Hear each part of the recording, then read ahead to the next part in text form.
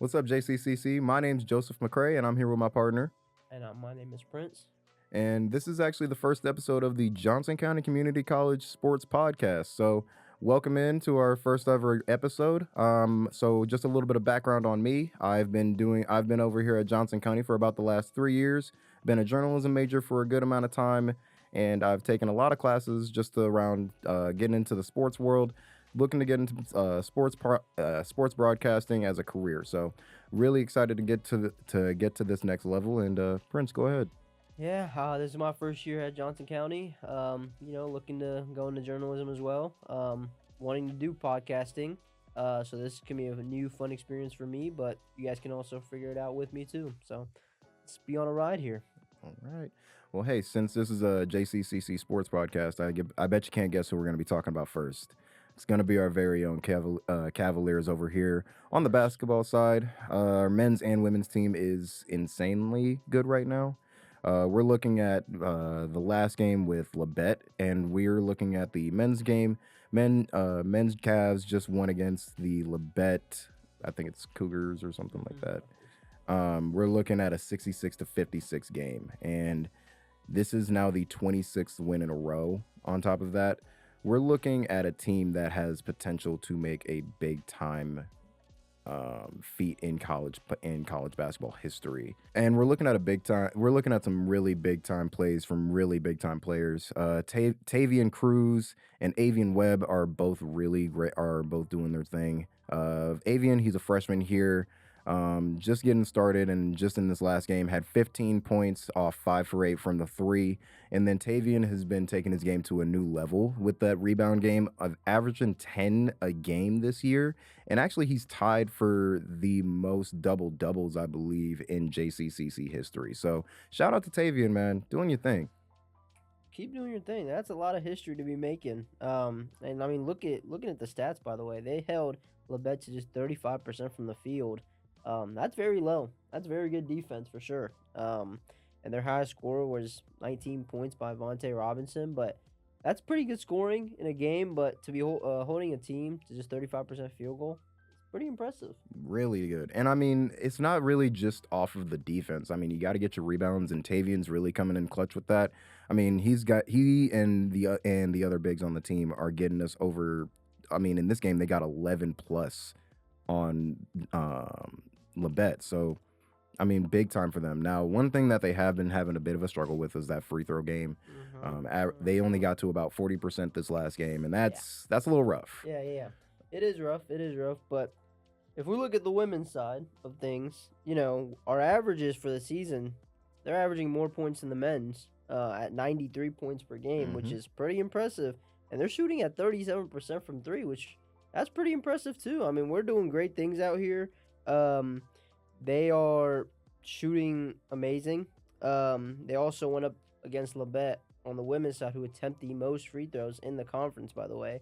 And they didn't shoot that well either from the free throw line. So you can get to the line, but can you make it from the line is the question. Yeah, and I mean, Labette hasn't been the greatest. I mean, they're one of the last in the conference, so it was kind of a gimme on this game. I mean, Labette only had about they were averaging just under about 70 points a game, so it's not really like it was a crazy one, but it is something to really, give JCCC their credit.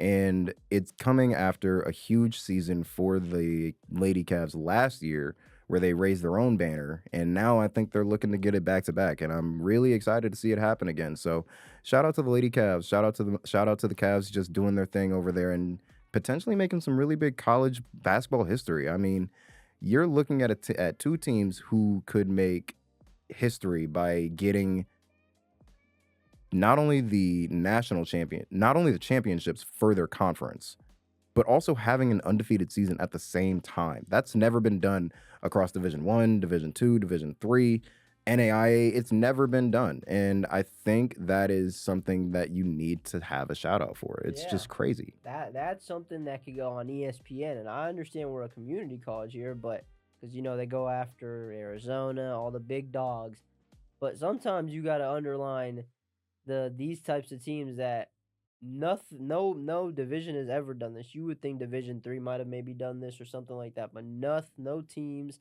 of women and women or men and women have ever done something like this. Johnson County are looking forward to it, and they might just have it. And what's even crazier, they're not doing this by the skin of their teeth. I mean, they're Uh-uh. doing this. They're outscoring. Both teams are outscoring the other teams in every single quarter, every single half, whichever one we have. Yeah. I mean, they're outscoring them. So Yeah. that should tell you Yeah. a lot about what's going on. And 90% of the games, the final score is a big blowout. A big blowout. So. And the unsung heroes, always going out to the coaches. Always going out to the coaches. Oh, yeah. Shout out, because coaching is very important in these types of games. And in any game, the players, they're doing a lot of performances, but players are only getting better from all the coaching that they're getting. So, a lot of development going on. Yep. And I mean, with that, I mean, there's so much success that we're seeing at JCCC, and we couldn't be more proud of them. But going on through that, we're looking at how KU really is doing, and we're really looking at, is Darryn Peterson the guy? Now, outside of just success with JCCC, we're also looking at some collegiate success in the Division One. We're looking at KU too, and I mean, we've had some really good games as of late. I mean, KU, they beat out Arizona, the #1 seed in the entirety of college football. But we're also looking at losses to Iowa State. I mean, even if they are number 5, I mean, it still brought us up from number 9 to number 8. But I mean, it still hurts at the end of the day. That's an in-division loss, and you can't really have that. So when it comes down to what we wanted to get with that, Darryn Peterson, are you really the guy? Are you the guy who is going to take us all the way to the Natty like you are supposedly trying to promise? Because, man, I'm sorry, 10 points in 24 minutes is completely unacceptable to have whenever it comes to a big-time game like that. Like, Prince, what do you got to say? Yeah, I mean, at the same time, when we beat the big team, Arizona, when we didn't even have them, I don't think. And I feel like if we can beat teams without that man, then is he that worthy? And when we do have him, he's only putting up 10 points in 24 minutes, so maybe there's some other people, some other guards out there that might need some more raising the minutes to maybe see if they can get a little bit of a spike on their points. Yeah. Give it on that bench scoring that we need, because that's what we are not good at right now. We need that. But then we got to think, like, who's really going to take over for him? Because, I mean, Trey White, he's a senior. Yep. And then you've got El Marco, who's a sophomore, but has been really struggling in that 3-point game, just in scoring in general. I think he's on about, like, 5 points a game. So we're really struggling to find that bench scoring in general. I mean, last few games, they haven't had almost any bench scoring at all, and they're relying solely on guys like Flory to get big-time dunks and big-time blocks, and they're trying to get Bryson to get going. But Bryson, I mean, he's still a freshman. He needs time. And, I mean, you can say the same thing for El Marco. You can say the same thing for pretty much any sophomore, freshman, anybody in college basketball. But what's really going to happen until they actually show some results? Yeah. I mean, again, the game against the Cyclones, the 6 turnovers compared to the 13. What does this really prove about that team? Like we talked earlier about, they haven't really had the craziest schedule. But beating a team like KU, who were also, by the way, on an 8-game streak leading up to that, beating a team like that, what does that prove about them? Can they do it all? I'd say Iowa State has a good chance about, like, maybe getting into. I mean, I can definitely see them in March Madness. I mean, they're number 5 and they're number 5 in the nation. It's not going to act like it's not going to be a crazy thing to say they can't. Yeah.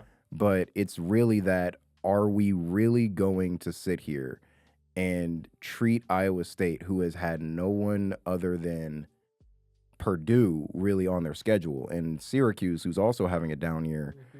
Are we going to treat them the same way that we're treating Arizona? Are we going to treat them the same way we're treating Houston? Even though I'm pretty sure, no, Iowa State did knock them off. Yeah. Yeah, Iowa State knocked Houston off at 2. Yeah. So maybe they are legit. Yeah. I mean, I might have just proved myself wrong. My bad, y'all. Yeah.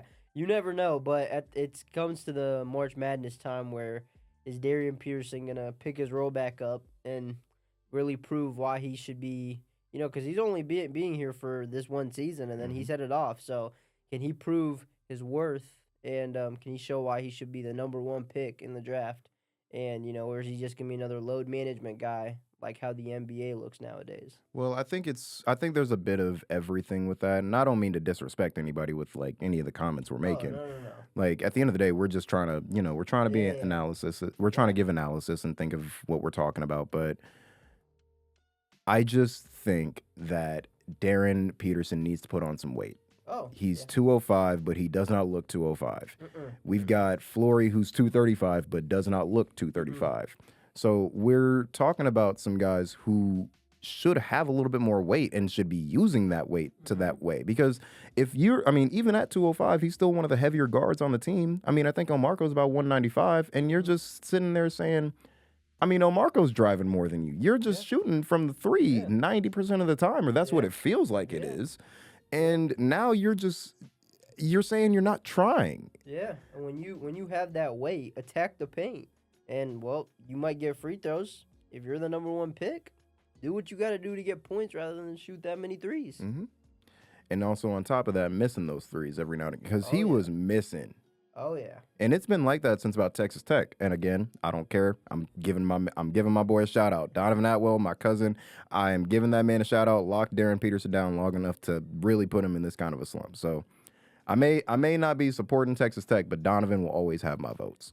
That's a family member, no? Yep, my little cousin. That's a brag a lot of people can't have. But hey, we'll see how it goes with KU. We'll see how it goes with the Big 12. Also, another thing with the Big 12, Jerome Tang out of K-State. I know a lot of people are happy about that. I'm personally sad about that. I really wish. I'm saying that was the best coach they've ever had, at least in my mind. You know, 1 in 10, you can't ever get better than that. Oh, yeah, never. They definitely were one of the best teams ever for the last few years, for sure. Man, for sure. Always in the championship every year. Always. All But right. in the real scheme of things, a lot of bad comments made by a coach like that. And those, I mean, that's what keeps you from getting a job on top of that. Oh, yeah. All right. Well, for a first episode, I hope this wasn't insanely crazy, but I've had fun, and I'm ready for the next episode. For sure. JCC, stay tuned. We'll see you guys in the next one. This is Jay. This is Prince. We'll see you later. Have a good one.